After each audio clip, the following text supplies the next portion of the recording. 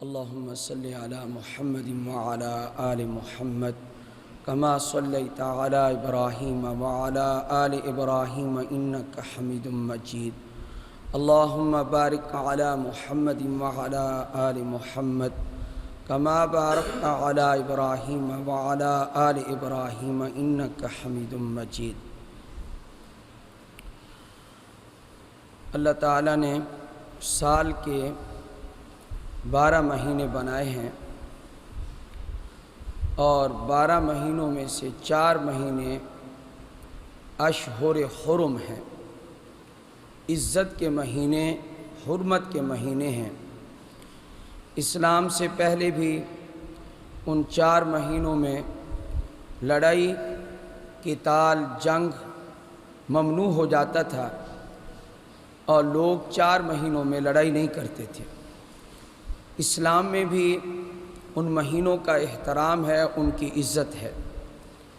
ابتدائی اسلام میں یہی حکم تھا کہ ان میں لڑائی نہیں کرنی۔ وہ 4 مہینے یہ ہیں، 3 تو مسلسل ہیں اور 1 مہینہ علیحدہ ہے، کل 4 مہینے ہیں۔ ذوالقعدہ، ذوالحج، محرم، یہ 3 مہینے تو مسلسل ہیں اور 1 مہینہ رجب کا ہے۔ یہ 4 مہینے اشہر حرم کہلاتے ہیں۔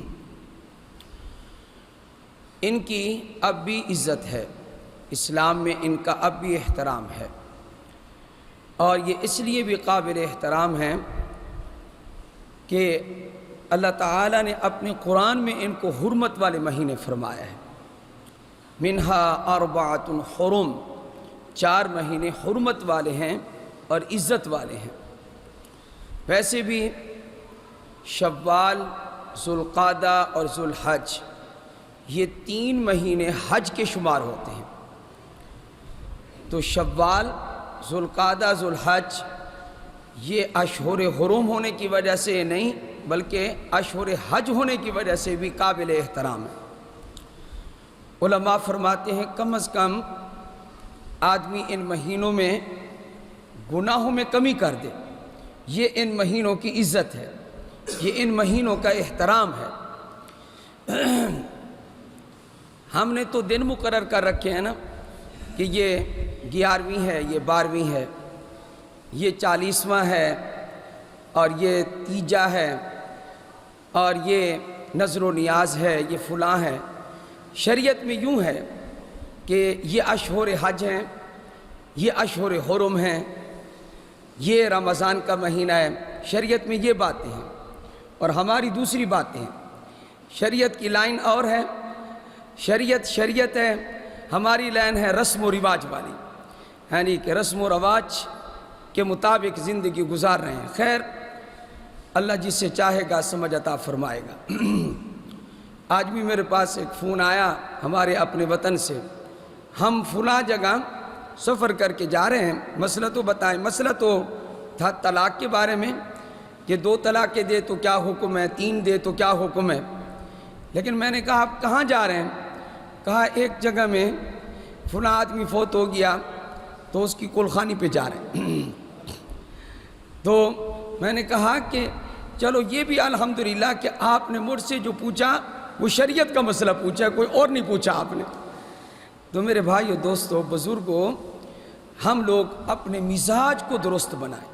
ہمارا مزاج صفراوی بن گیا ہے، صفراوی مزاج علاج کریں ہم اپنا۔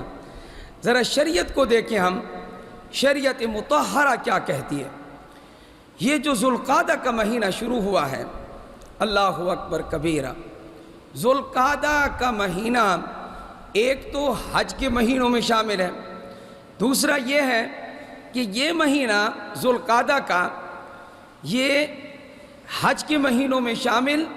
نبی کریم صلی اللہ علیہ وآلہ وسلم نے سن 5 ہجری میں، توجہ کریں گے آپ حضرات، سن 5 ہجری میں آپ علیہ السلام نے ذوالقعدہ کے مہینے میں، سن 5 ہجری ذوالقعدہ کا مہینہ نبی علیہ السلام نے حضرت زینب رضی اللہ تعالی عنہا سے نکاح فرمایا ہے۔ 5 ہجری ذوالقعدہ کا مہینہ تھا، اور آپ صلی اللہ علیہ وسلم نے امہات المومنین میں سے، ازواج مطہرات میں سے کس کے ساتھ نکاح کیا؟ حضرت زینب سے، ذوالقعدہ کے مہینے میں۔ اور ذوالقعدہ ہی کا مہینہ تھا، لیکن سن 7 ہجری ہے، آپ علیہ السلام نے حضرت میمونہ رضی اللہ تعالی عنہا جو ام المومنین ہیں ان سے نکاح کیا ہے۔ تو اس کا یہ مطلب ہوا کہ اس مہینے میں، ذوالقعدہ کے مہینے میں، نبی علیہ السلام نے اپنے 2 نکاح کیے ہیں۔ ایک نکاح حضرت زینب سے کیا ہے، اور ایک نکاح یہ حضرت میمونہ سے کیا ہے رضی اللہ تعالی عنہا۔ تو آپ علیہ السلام نے ذوالقعدہ میں نکاح کیا ہے۔ آپ صلی اللہ علیہ وسلم کے نکاح تو بابرکت تھے، اور ہمارے حضرات کہیں یا مارکا کہیں، ہمارے مارکا کہتے ہیں جی، کیا کہتے ہیں ہمارے مارکا کہتے ہیں یہ خالی مہینہ ہے، اس میں نکاح نہ کرو، یہ بے برکت ہو جائے گا۔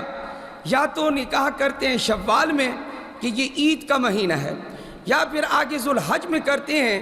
ذوالقعدہ میں کیوں نہیں کرتے؟ ذوالقعدہ میں اس لیے نہیں کرتے، یہ خالی مہینہ ہے۔ ان کو پتہ نہیں کہاں سے خالی نظر آ گیا۔